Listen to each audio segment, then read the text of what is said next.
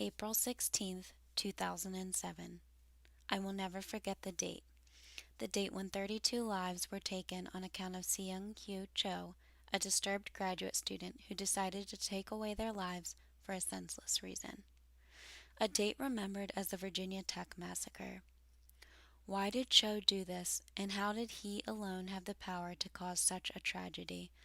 Why had no one stopped him?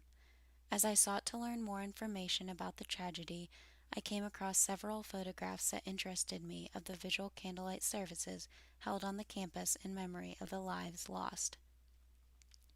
As I analyzed the photographs, it was important for me to note what Marion Hirsch claimed, quote, "Images do more than represent scenes and experiences of the past. They can communicate an emotional or bodily experience by evoking the viewer's own emotional and bodily memories." End quote. Although the massacre was a tragedy, when looking at these photos, I felt at ease. How could this be? It is possible that the photos evoked an emotional response from me because my brother was a student there at the time the massacre occurred. Therefore, I immediately felt connected to the Virginia Tech community. The photos I held in my hand didn't show any guns or evidence of murder. In fact, they suggested the complete opposite of evil. They portrayed hundreds of differently cultured people standing together in one group. Everyone was holding a candle, and everyone was there for the same reason: to honor and remember those precious lives that were lost. What intrigued me was that, although this tragedy was absolutely devastating to not only the Virginia Tech community, but also to the world, it seemed to have a positive effect on the student body. It was bringing everyone together. No one in the picture looked angry or disgusted. Every person present in the photographs was supporting each other. At this instant in time, everyone was concerned with only one thing: helping each other out in this catastrophic time. These photos were communicating to me.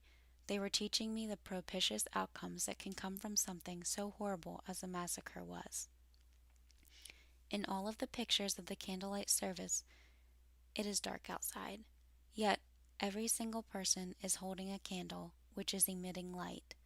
The light against an environment that is being portrayed as dark seems to suggest a feeling of hope and warmth.